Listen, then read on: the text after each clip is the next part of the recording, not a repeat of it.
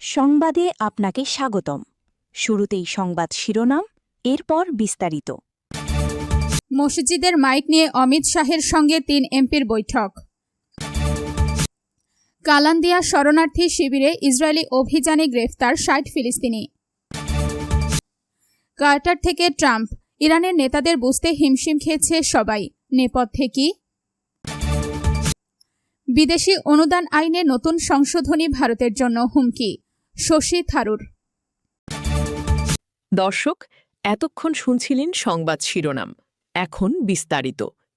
আপনি যদি মুসলিমদের পাশে থাকতে চান তাহলে ভিডিওতে লাইক করে চ্যানেলটি অবশ্যই সাবস্ক্রাইব করে দিবেন। এখন বিস্তারিত। মসজিদের মাইক নিয়ে অমিত শাহের সঙ্গে ৩ এমপির বৈঠক।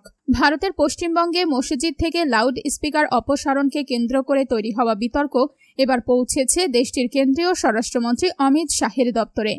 বৃহস্পতিবার নয়াদিল্লিতে তার সঙ্গে বৈঠক করে পশ্চিমবঙ্গ থেকে নির্বাচিত এনসিপিআই-এর ৩ সংখ্যালঘু সংসদ সদস্য আবু তাহের, খলিলুর রহমান ও ইউসুফ পাঠান অভিযোগ করেন, শব্দদূষণ নিয়ন্ত্রণের নামে একটি নির্দিষ্ট ধর্মীয় সম্প্রদায়কে লক্ষ্যবস্তু করা হচ্ছে বলে মানুষের মধ্যে ধারণা তৈরি হয়েছে। তারা দাবি জানান, আদালতের নির্দেশনা কার্যকর হলে তা যেন সব ধর্মীয় প্রতিষ্ঠানের ক্ষেত্রেই সমানভাবে প্রয়োগ করা হয়। বৈঠক শেষে আবু তাহের বলেন, সুপ্রিম কোর্টের নির্দেশনা মানতে তাদের কোনো আপত্তি নেই, তবে সেই নির্দেশনা যেন শুধু মসজিদের ক্ষেত্রে নয়, দুর্গাপূজা, কালীপূজা কিংবা অন্য যে কোনো ধর্মীয় অনুষ্ঠানের ক্ষেত্রেও একইভাবে কার্যকর হয়। একটি ধর্মকে আলাদাভাবে লক্ষ্য করে ব্যবস্থা নেওয়া হলে তা মানুষের ধর্মীয় অনুভূতিতে আঘাত হানবে বলেও মন্তব্য করেন তিনি। সংসদ সদস্যদের দাবি, পশ্চিমবঙ্গে সাম্প্রতিক সময়ে যে অভিযান চলছে তা নিয়ে সংখ্যালঘু সম্প্রদায়ের মধ্যে উদ্বেগ তৈরি হয়েছে। বিষয়টি বিবেচনার জন্য তারা স্বরাষ্ট্রমন্ত্রীর দৃষ্টি আকর্ষণ করেন। বৈঠকে শাহ তাদের বক্তব্য শোনেন এবং বিষয়টি খতিয়ে দেখার আশ্বাস দেন বলে সংশ্লিষ্ট সূত্র জানিয়েছে। কালান্দিয়া শরণার্থী শিবিরে ইসরায়েলি অভিযানে গ্রেফতার ৬০ ফিলিস্তিনি। ফিলিস্তিনি প্রিজনার সোসাইটি জানিয়েছে, অধিকৃত পশ্চিম তীরের কালান্দিয়া শরণার্থী শিবিরে চলমান অভিযানের দ্বিতীয় দিনে আজ ৬০ জন ফিলিস্তিনিকে গ্রেফতার করেছে ইসরায়েলি বাহিনী। বৃহস্পতিবার ৬ আগস্ট গ্রেফতার ও জিজ্ঞাসাবাদের শিকার হওয়া এইসব ফিলিস্তিনিদের মধ্যে নারী ও শিশুও রয়েছে। সংস্থাটির বিবৃতিতে আরও বলা হয়েছে, চলমান এই অভিযানের সময় ফিলিস্তিনিদের চরম মারধর ও ভয়ভীতি প্রদর্শনের পাশাপাশি নির্যাতনের হাতিয়ার হিসেবে বেঁধে রাখার ঘটনা ঘটেছে। তাছাড়া ইসরায়েলি বাহিনী সাধারণ মানুষকে তাদের ঘরবাড়ি থেকে জোরপূর্বক উচ্ছেদ করেছে এবং বসতবাড়ি ও জিনিসপত্র ব্যাপক মাত্রায় ধ্বংস করেছে। ফিলিস্তিনের রেড ক্রিসেন্ট সোসাইটি জানিয়েছে, গত ২ দিন ধরে ওই শিবিরে চলা অভিযানে ইসরায়েলি সামরিক বাহিনীর হামলার কারণে অন্তত ১৬ জন ফিলিস্তিনি আহত হয়েছেন। সূত্র আল জাজিরা। কার্টার থেকে ট্রাম্প, ইরানের নেতাদের বুঝতে হিমশিম খেয়েছে সবাই, নেপথ্যে কি?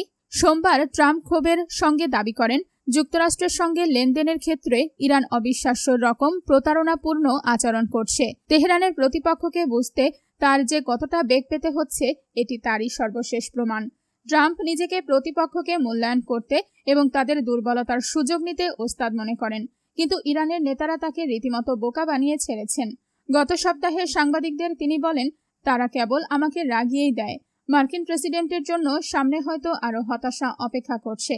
ট্রাম্প প্রশাসনের কর্মকর্তারা বলছেন, হরমুজ প্রণালী পুনরায় খুলে দেওয়ার বিষয়ে একটি নতুন চুক্তি হয়তো কাছাকাছি, কিন্তু ইরান সেখানে টোল আদায়ের দাবিতে অনড়, যা ট্রাম্প অগ্রহণযোগ্য বলে উড়িয়ে দিয়েছেন।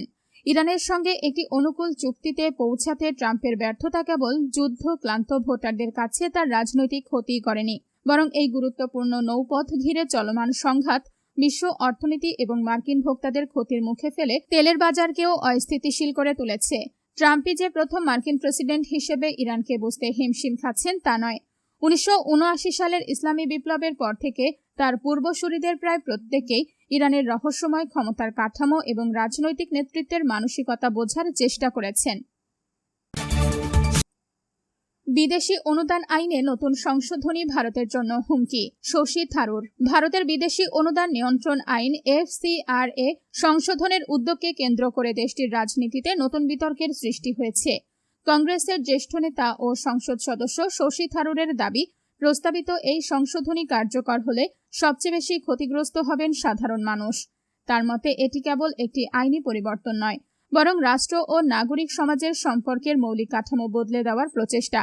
এনডিটিভির খবরে বলা হয়েছে, কেন্দ্রীয় সরকার আগামী সপ্তাহে সংসদে foreign contribution regulation amendment bill 2026 উত্থাপনের প্রস্তুতি নিচ্ছেন। এর আগেই বিলটির কড়া সমালোচনা করেছেন শশী থারুর। দ্য ইন্ডিয়ান এক্সপ্রেসে প্রকাশিত এক নিবন্ধে কেরালার তিরুবনন্তপুরমের এই সংসদ সদস্য সংশোধনীকে নির্বাহী ক্ষমতার কেন্দ্রীকরণের বিপজ্জনক সম্প্রসারণ হিসেবে উল্লেখ করেন। তার অভিযোগ, সরকার সংখ্যাগরিষ্ঠতাবাদী আদর্শ ও স্বাধীন মত প্রকাশের প্রতি অসহিষ্ণুতার কারণে এই পদক্ষেপ নিচ্ছে। থারুরের ভাষ্য, বর্তমান সরকার অলাভজনক দাতব্য সংস্থা, থিঙ্ক ট্যাঙ্ক এবং মানবাধিকার সংগঠনগুলোকে উন্নয়ন সহযোগী হিসেবে না দেখে বিদেশি প্রভাব ও রাষ্ট্রবিরোধী কর্মকাণ্ডের সম্ভাব্য উৎস হিসেবে উপস্থাপন করছে। ফলে বিদেশি অনুদানের ওপর তাদের নির্ভরতাকে লক্ষ্যবস্তু করে কার্যক্রম সীমিত করার চেষ্টা করা হচ্ছে।